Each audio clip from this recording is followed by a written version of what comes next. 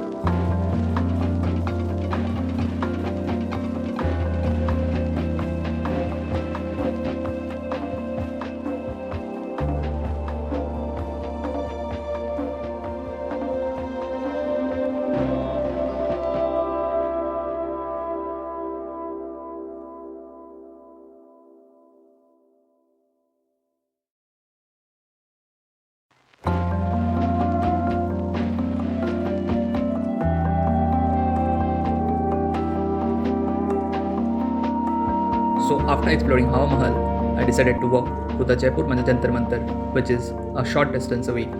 So on the way, I stopped at a small roadside stall for some dal pakoras. So these were crispy, fresh, and honestly a must try if you are around this area. A few minutes later, I reached Jantar Mantar, Jaipur's open-air astronomical observatory built in the 18th century. The massive geometric instruments here were designed to study time and celestial movements with incredible precision. So even if you're not into astronomy, it's fascinating to see how detailed and scientific architecture could be even centuries ago. Just next door to the Jantar Mantar was the City Palace, which was my final stop for the second day. The City Palace complex still houses the royal residence, and the architecture is a mix of Rajput and Mughal design. There were elegant courtyards, marble gateways, and vibrant artwork everywhere. So I walked through the museum sections, saw the royal textiles and weapons, and spent some time just soaking in how grand and detailed everything felt. The vibe here was calmer than the streets outside, almost like we were stepping back in time.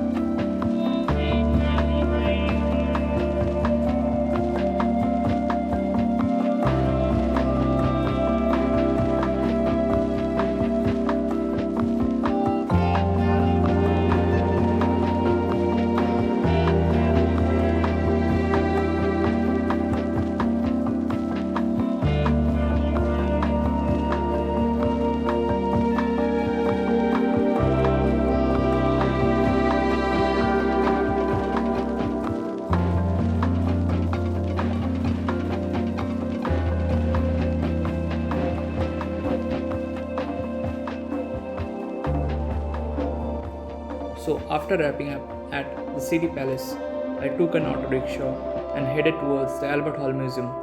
On the way, I stopped briefly at the Ajmeri gate. The Albert Hall Museum itself looked very stunning. It was all lit by the late afternoon light, and the visit was worth it. And that wrapped up the second day of my Jaipur trip. There's a lot more to come, so stay tuned to know where I went on the third day and what interesting parts of the city I visited.